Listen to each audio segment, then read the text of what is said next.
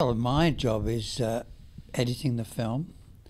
I get the rushes in the morning, and I make the cuts during the day, and we work on this until we're happy with it.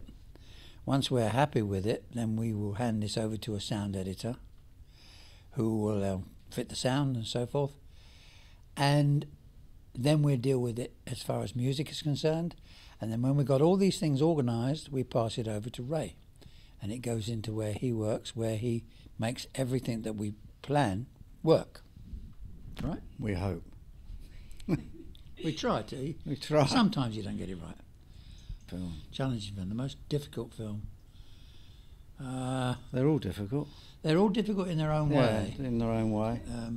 I mean, really, personally. I suppose. Excuse me. Who's talking? As I was saying. Okay.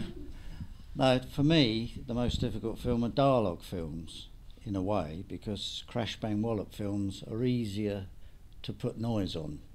That's the wrong word, noise. People don't like that word. But dialogue, where you've got to smooth everything out between each cut, because obviously when you're doing one angle and another angle, the atmosphere behind that angle changes. So you have to smooth everything out, cut tight, and then put a wild track atmosphere across it, whether it be inside here or outside with birds or whatever. So they're more challenging for that respect. I think the most challenging film that I worked on was The Saint. Excuse me, because I think you heard me say earlier that when we did the film, they wanted things changed. They wanted to keep this woman alive who had been killed in the picture. So to try and make that work with what you had was very challenging, because we had to keep on working out how to keep her in it one way or another until we managed to get them to spend more money to make it work properly. So that was a difficult thing to handle. I think it's a misconception when you say what is difficult, what is so different about doing a film about space, or doing a film about a musical, doing a film about comedy. The most difficult one of those three is the comedy. And when you come down to doing a film, most films have the same problems, and I don't think one of them is any more difficult than another. The reason I say a comedy is because as soon as someone's told you a joke and you've enjoyed it, if somebody else tells you the same joke, it doesn't mean anything, does it?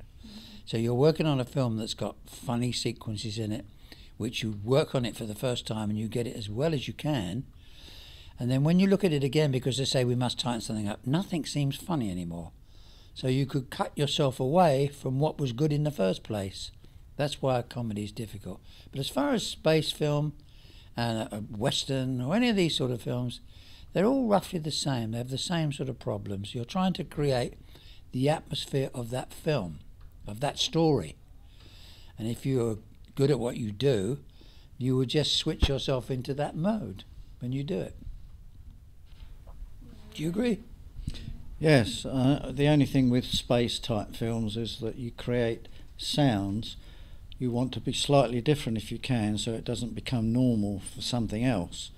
So in the sound side of it, not editing but the sound side, you are striving to produce a different type of sound, whether it's a sound inside a spaceship that's there, that's throbbing away or whatever, and not make it boring, etc. So they're all new noises, aren't they? They're all new noises, whereas they're not everyday things which you Yeah. take for granted, which you don't even notice when you see a movie, you know. The man who made most of the sounds work was the sound editor, Jimmy Shields. Masterman, yes. Yeah. And he would then talk with me to say, you know, will this work? Shall we run it first before the director sees it, etc. Might go mad occasionally if you didn't like it. Jimmy, yes, yeah. Jimmy used to have a short fuse. But it's, once again, collaboration, teamwork with everybody, you know. I mean, Terry used to be a sound editor as well, so he knows the problems of sound. And being an editor, it was to our advantage that he'd done it. He'd done that work. So yeah, I mean, all the sounds in like the Alien type films, we created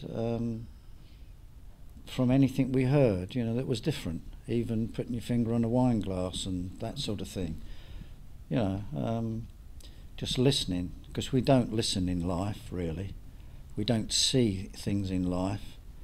We take things for granted without realising it, you know. That's probably why I trip over a lot, you know.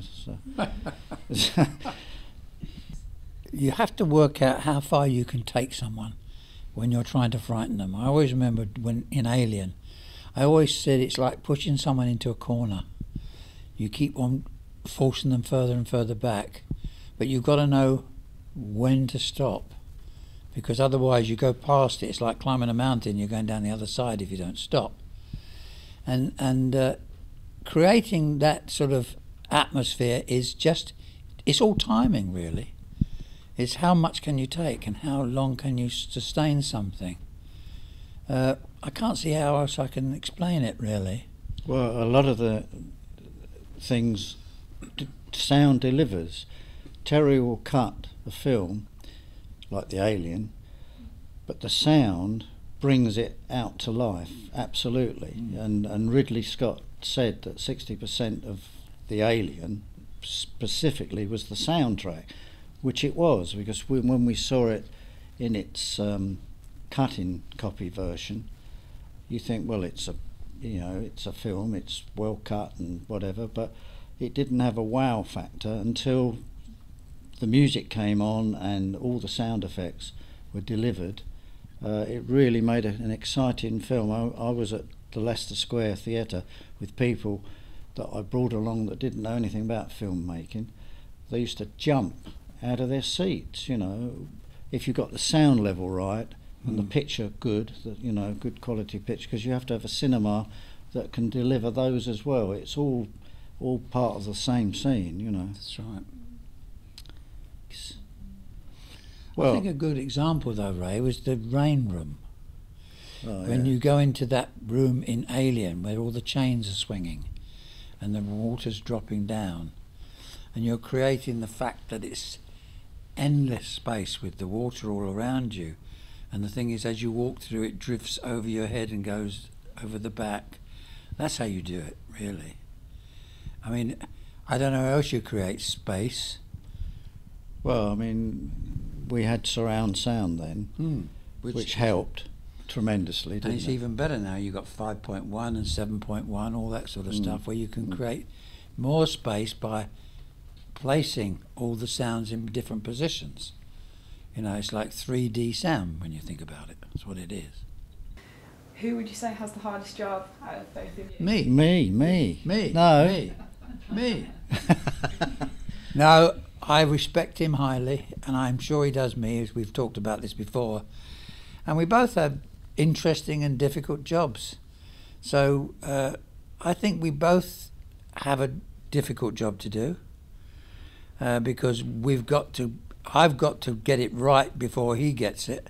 Then he's got to really make it work, make it sing. I've always said, like, working on a film is like somebody writes a script and then you get the go-ahead to do this.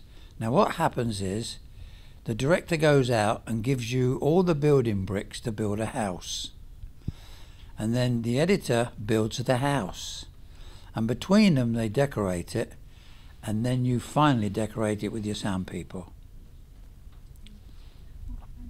You agree with that or not? I think so, yeah. Good. Yeah. Is that it? Thank you. Thank you.